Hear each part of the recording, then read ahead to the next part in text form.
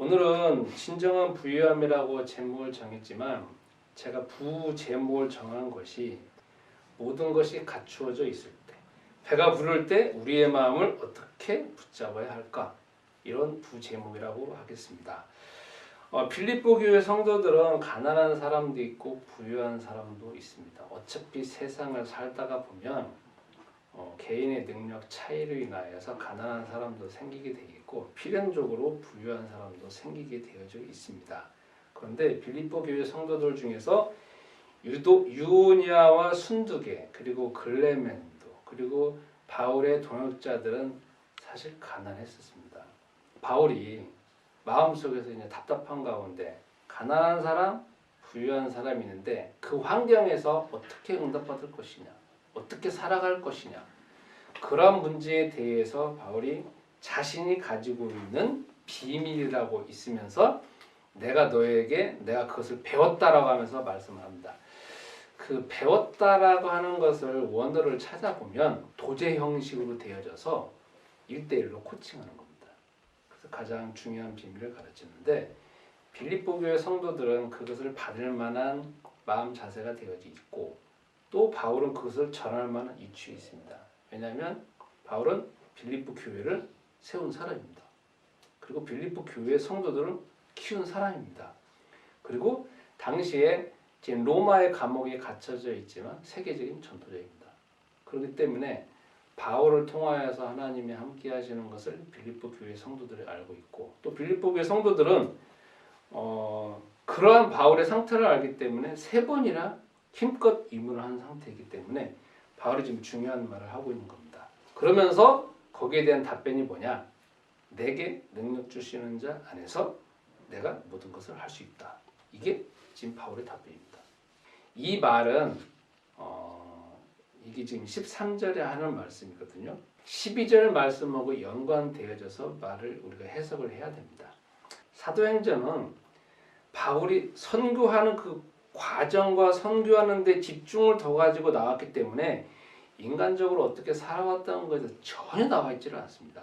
그러면 바울이 과연 부자였을까? 부자인 상태에서 어떤 마음을 가졌을까? 제가 한번 또 찾아보기도 하는데 또 사실 그렇게 나와 있지는 않습니다. 바울은 사도행전에서 보면 맨 고생한 것만 나옵니다.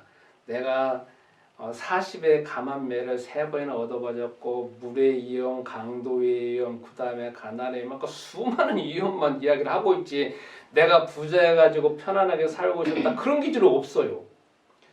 그래서 제가 유추하기를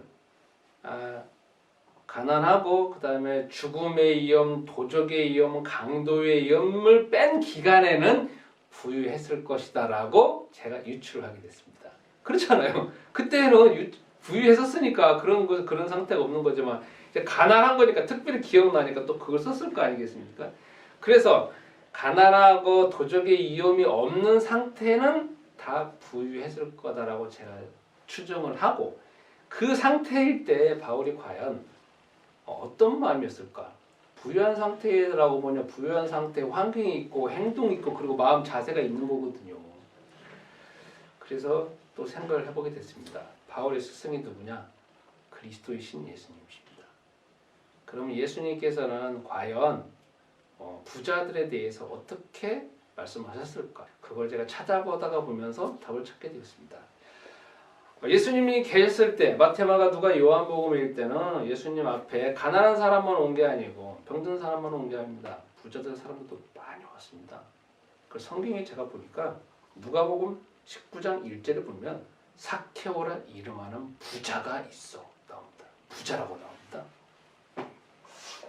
그 다음에 누가복음만 제가 보면 누가복음 18장 18절에 보면은 관리이면서 큰 부자가 예수님 앞에 나옵니다. 그래가지고 내가 어떻게 해야 하나님께 영광을 드리고 하나님께 살아야 됩니까? 그러니까 네가 가지고 있는 거 다 팔아서 가난한 자한테 줘라. 그렇게 예수님 답변하십니다. 그때 부자가 고민하는 거 기준이 나옵니다. 거기도 부자가 나오고 그 다음에 누가복음 21장 1절에는 부자들이 연복계에 연보로 하는 것을 보고 거기 또 그 기준에 나옵니다. 하필 예수님이 눈에 본 게 뭐냐면은 부자들이 성전에서 그 헌금하는 그 장면을 보시고 그 말씀을 하신 것이 나오고 그 다음에 예수님의 친구인 나사로가 있습니다. 나사로가 죽어가지고 3일 만에 살아났잖아요. 그 예수님의 친구 나사로도 부자입니다. 그 다음에 요한복음 3장에 보면은 니고데모라고 하는 사람이 됩니다. 관리인데 그 사람도 부자입니다. 그런데 제가 오늘 샘플로 한 부자를 추출을 했습니다. 바울의 말을 설명하기 위하여서. 그게 어디에 나오냐면 누가복음 16장 18절에 나옵니다. 한 부자가 있어 자색옷과 고운 베옷을 입고 있는 가운데에서 그 부자하고 거지 나사로하고 대비되어지는 가운데에서 그건 예수님이 부자를 만난 게 아니라 부자를 설명하기 위하여서 그냥 이야기를 하는 그 이야기거든요. 그것이 아마도 오늘 성경 기제를 조금 자세하게 설명해 주지 않을까 해가지고 제가 그것을 추출해서 대신 설명을 하고자 합니다. 누가복음 16장 18절에 보면은 부자하고 나사로하고 대비되어지는 가운데 부자가 살아가는 모습과 거지 나사로가 살아가는 모습이 대비되면서 나옵니다. 근데 물론 제가 이걸 이야기할 때 부자도 긍정적인 측면이 있고 부정적인 측면도 있고 성경에도 부자에 대해서 부정적인 측면이 있고 긍정적인 측면이 있는데 제가 너무 부정적인 측면을 추출해가지고 말하는 측면도 있습니다. 여러분들이 이해하셨으면 좋겠습니다. 거기 보면 부자가 나옵니다. 맨날 자색옷과 고운 베옷을 입고 매일 날마다 호화로이 즐기더라. 파티를 즐기는 장면이 나오더라. 그런데 거기에 거지가 나옵니다. 그 거지가 와서 뭐 하고 있느냐? 부자들이 막 잔치를 벌이는 가운데에서 던져주는 거 있잖아요. 그 던져주는 그 음식 찌꺼기를 먹으면서 배부르게 하고 싶어하는 그 거지가 있습니다. 아주 대비되면서 나오거든요. 거기 보면 자색옷과 고운 베옷을 먼저 입었다고 했습니다. 부자가. 그러면 오늘날로 표현하면 고급 명품 옷을 입는 겁니다. 자색옷이라고 하는 것은 신분상의 이치를 나타냅니다. 성경에 보면은요, 자색옷을 입은 사람들 대부분 다 보면 어떤 사람들이냐면 왕들, 귀족들입니다. 그렇기 때문에 이 사람이 자색옷을 입었다라고 하면 오늘날로 표현하면 명품 옷. 그거 하나에 얼마짜리 옷인지는 모르겠어요. 제가 예전에 보니까 뭐 양복도 140수, 150수, 160수 하니까 말이야. 이탈리아에서 하면은 한 발에 1,000만 원이 넘어가더라고. 그러니까 자색옷과 고운 베옷을 입었다라는 것은 본인이 머리끝에서부터 발끝까지 명품으로 다 치장을 했고 치장을 하면서 그 앞에서 그 서빙을 하고 있는 부자가 파티를 하면 서빙을 해야 될 거 아니에요. 서빙을 하고 있는 종들도 다 대부분 다 그런 명품 옷을 걸치고 있는 대단한 사람들이 있는 겁니다. 그 다음에 날마다 그 성경에 나옵니다. 365일 그 부자의 스케줄은 뭐냐면 파티하는 게 스케줄이에요. 내면의 상태를 나오는 게 뭐가냐면 호화로이 연락하면서 즐기더라 라는 기준이 나옵니다. 마음이 그것을 좋아하고 기뻐하고 그 다음에 그것을 환호하고 그것만을 찾아가고 있는 것입니다. 여기 성경에서는 어떻게 부자가 되었다라는 것은 안 나옵니다. 그리고 부모님이 부자였다는 것도 안 나옵니다. 다만 부자인 상태만 나옵니다. 부자인 상태. 그러니까 매일매일 연락하고 즐기는 건데 이 사람의 마음 상태는 뭐냐면 매일매일 조금 더 즐기자. 조금 더 멋있게 살자. 조금 더 좋은 것이 없을까? 조금 더 자극적인 것은 없을까? 하면서 계속 마음이 있잖아요. 더 센 거, 더 화려한 거, 더 큰 거, 더 그것을 원하게 돼 있습니다. 이 마음이 원래 그래요. 마음 상태가. 이렇게 되어짐으로 인하여서 이 부자에게는 분명한 게 객관적으로 볼 때 문제점이 있습니다. 그게 뭐냐면 제가 지금 말한 것처럼 이렇게 살면 사는 거지만 정상적으로 보고 있는 사람에게 있어서 이 부자의 문제점은 무엇이냐면 첫 번째, 어릴 때요 부자로 살아가는 방법을 지금 부모님한테 제대로 안 배웠어요. 부모님한테 배운 건 뭐냐면 즐기는 것만. 그리고 어떻게 보면 자기 육체에서 최고의 쾌락을 누리는 측면에서만 배운 것이지 부자로서 어떻게 살아가고 어떻게 규모 있게 살아가는 것에 대해서는 배우지 못했다는 겁니다. 두 번째, 부유한 사람이 있잖아요. 사람이 많고 돈이 많습니다. 그런데 다른 사람을 위하여서 그리고 타인을 위해서, 국가를 위해서, 그리고 어려운 이웃을 위하여서 더불어서 어떻게 살아가야 되는지도 배우지를 못했어요. 그러니까 혼자만 즐기는 겁니다. 그리고 거기 보면 가난한 사람을 대하는 태도가 나오잖아요. 어떻게 보면 던져주는 거. 던져준다는 것은 어떻게 보면 속에서 비꼬는 형태도 있고 천견의 형태가 있지 않습니까? 그 부자들이 가난한 사람을 대하는 형태가 그런 형태입니다. 세 번째, 부자에게서 어렸을 때부터 배우지 못한 게 뭐냐? 하나님께서 그리고 이 세상을 이끌어 가시는 그리스도께서 왜 당신에게 부유하게 해줬는지, 그리고 이 부유함을 통하여서 당신이 어떻게 하면 더 가치 있게 하나님께 영광을 드리는 것인지에 대해서 거의 배우지를 못했다는 겁니다. 그러니까 이 부자는 그냥 막연하게 자기 육체의 쾌락을 위해서 살아가다가 결국은 갑자기 죽어버립니다. 갑자기 성경이 나와요. 이 부자의 상태, 부정적인 상태가 있고 이 상태를 아까 바울이 답변한 내게 능력 주시는 자 안에서 내가 모든 것을 할 수 있다. 거기를 통해서 한번 해석을 해봅시다. 부자는 아까 말한 것처럼 돈이 많아지면 긍정적인 측면이 있지만 부정적인 측면이 더 많습니다. 육체가 원하는 데 막 흘러갑니다. 그런데 이런 상태에서 어렸을 때부터 훈련을 받지 않거나 하나님께서 그리고 그리스도께서 그 사람의 욕망 가운데에서 절제하는 힘을 주시지 아니하면 그는 있잖아요. 매일매일 이 돈이 돈도 있잖아요. 부자는 소진되지도 않아요. 여기서는 부자의 상태가 맨날 호화를 연락한다 했는데 돈이 떨어진다는 것에 대해 중점을 두지 않고 부자라고 하는 상태가 계속 이어지는 걸 말하잖아요. 그렇기 때문에 이 부자에게서 만약에 그리스도께서 바울에게 함께 하시는 것처럼 그 부자에게 함께 한다고 하면 여러 가지 방법을 체득해야 됩니다. 내가 왜 부자가 되었는지, 그리고 부자로서 살아가야 되는 것이 무엇인지, 그리고 부자로서 살아가는 가운데에서 다른 사람에 대해서 하대하고 싶고 학대하고 싶어하는 이 마음 속에서 이 속에 나오는 열망, 그리고 이 돈을 막 자기 이익을 위해서 막 쾌락을 쓰고 싶어하는 그 열망, 그것 자체가 그리스도께서 속에서 힘을 주시고 능력을 주셔서 절제하는 힘을 주셔야 되고, 두 번째로는 왜 자기가 돈을 벌어야 되는지, 이 돈이 그리스도의 세계복음에 어떻게 쓰여지는지에 대한 분명한 이유가 없다라고 하면은 부자들은 필연적으로 타락할 수밖에 없다. 그래서 사도 바울이 하는 말이 뭐냐? 나도 부자인 상태가 있고 지금 빌립보 교회 안에도 부자인 사람들이 있다. 지금 빌립보 교회도 부자들도 있지만 가난한 사람을 도와주지 않기 때문에 바로 지금 말하잖아요. 그 사람들을 도우라고 하고 있단 말이에요.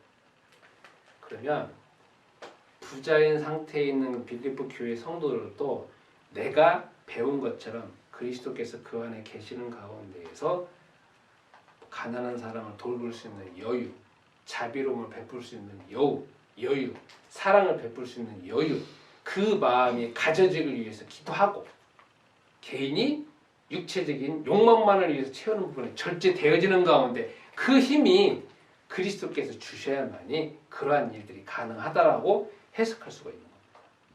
여러분 요즘에 텔레비전 보면은 대한항공 사태해가지고 나오지 않습니까? 그렇죠? 우리나라는 부자에 대해서 아직까지는 별로 좋아하는 이미지는 아닙니다. 그런데 우리가 인정해야 될 것은 부자인 사람은 자본주의가 발달하면 발달할수록 어차피 부자고 가난한 사람은 나눠지게 되어져 있습니다. 우리가 부자에 대해서 나는 부자가 아니니까 맹목적으로 부정하는 거에 대해서는 우리가 분명 치유를 받아야 됩니다. 필연적으로 나와 있으니까 부자인 걸 인정을 해야 됩니다.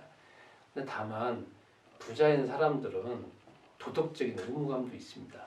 제가 어떤 사람이 쓴 책을 보니까 이전에 이런 말이 있었습니다.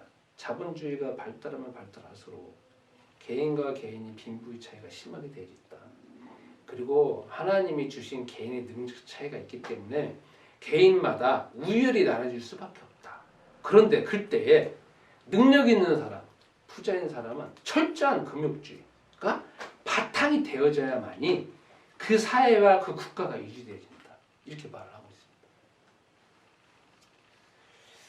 두 번째를 이어가겠습니다. 두 번째는 22절에 나와 있습니다. 모든 성도들이 문안하되 특히 가이사의 집 사람들 중 몇이니라 이 퀴즈에 나옵니다. 가이사의 집 몇 사람이냐라는 것을 그냥 원문으로 해석을 해본다라고 하면 로마 감옥에 있는 로마 군인들을 생각하는 겁니다. 가이사의 집이라고 하면은 로마 황제가 주는 밥, 로마 황제가 주는 돈을 먹고 사는 사람들입니다. 공무원들입니다. 그러니까 로마 사람이면서 어떻게 보면 직접적으로는 로마 감옥 안에 있는 간수장들 아니면 교도관들이 그 대상일 수가 있습니다. 그러니까 바울은 감옥의 신분상 죄수의 신분으로 지금 감옥에 갇혀져 있는데도 불구하고 그가 거기에서 교도관이든지 아니면 관리든지 누군가에게 전도해서 그 사람들을 벌써 지금 제자로 삼아놓은 것입니다. 참 희한하죠. 바울이 무인도에 가서도 제자를 세워놓고 배 타고 풍랑을 만나는 가운데 세워놓고 그 다음에 가난한 가운데 세워놓고 도적 있는 가운데 세워놓고 장소가 문제가 아니고 환경이 문제가 아니라 가는 곳곳마다 보면 꼭 바울을 따르는 사람들이 등장을 합니다. 참 희한합니다. 그러면 중요한 게 있습니다. 바울이 무엇을 가지고 있길래 왜 저 사람들은 따라오냐 이거죠. 어떻게 보면 감옥 안에 보면은 죄수이고 교도관이라고 하면 이치로 따진다면 이렇게 되는 거 아닙니까? 교도관이 다 지시를 해야 되고 이건 따라야 되는 입장인데 왜 바울이 전하는 먼 말을 듣고 있는 가운데 그 사람들이 제자로 되어지냐 이런 이치로 되어지냐 이겁니다. 그거는 바울에게는 첫 번째 가장 인간의 원초적인 문제가 뭐냐면 인간은 하나님을 만날 수 없는 존재라는 것. 그리고 창세기 3장에 하나님을 만날 수 없는데 태어날 때부터 살아가는 모든 가운데 하나님을 만날 수 없습니다. 그래서 인간은 하나님을 만날 수 있는 방법 자체가 없습니다.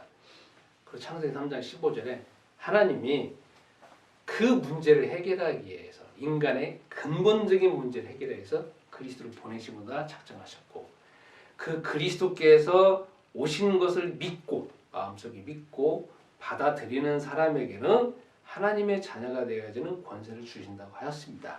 그렇죠? 그리고 하나님의 자녀가 되어지면 거기서 끝나는 것이 아니라 자녀로서의 권세와 축복이 회복되어지게 되어지고 그럼 이제 살아가는 이유가 뭐냐? 아까 부자인 것처럼 내 이익, 내 욕망 아니면 내가 하고 싶은 대로 내 허영심을 채우는 것이 내 삶이 아니라 하나님께서 지금도 세상을 사도행전 1장 8절 말씀 세계복음 하시니까 그 가운데 내가 어느 나라에 태어났건 어느 신분을 가지고 있건 어느 위치를 가지고 있건 돈을 가지고 있건 가난하건 부자이건 상관없이 그 위치에서 내가 세계복음 하는 가운데 쓰임받는 것 이게 인간으로서 가장 근본적인 핵심적인 일이라는 겁니다. 그 바울의 전하는 말씀을 듣는 가운데 하나님의 자녀가 되어진 것이고 또 그로 인하여서 자기가 관리이지만 자신을 통한 하나님의 계획이 발견되어지는 가운데서 하나님 길을 따라가고 있는 것입니다. 그래서 지금 바울이 가이사의 집 몇 사람하고 빌립보 교회 성도들하고 서로 이제 연결되어지는 가운데 친교를 하도록 지금 하고 있습니다. 그럼 여러분 이걸 여러분과 나의 삶에 한번 적용해 보겠습니다. 우리는 매일매일 살아가는 것이 하나님의 자녀로서의 특권과 권세를 가지고 세계복음화의 언약을 붙잡고 매 순간순간 응답받으며 사는 삶이 여러분과 나의 삶입니다.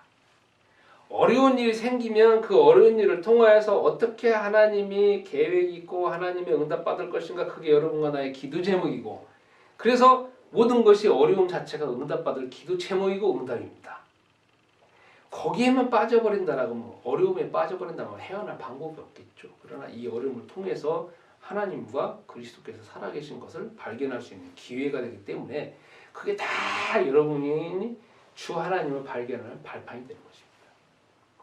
그래서 지금 바울이 말한 것처럼 여러분과 나에게도 내가 키우는 사람들, 내가 만나는 사람들을 통하여서 나를 통하여서 많은 제자가 세워지기 위해서 기도하시고 응답받으시기 바랍니다.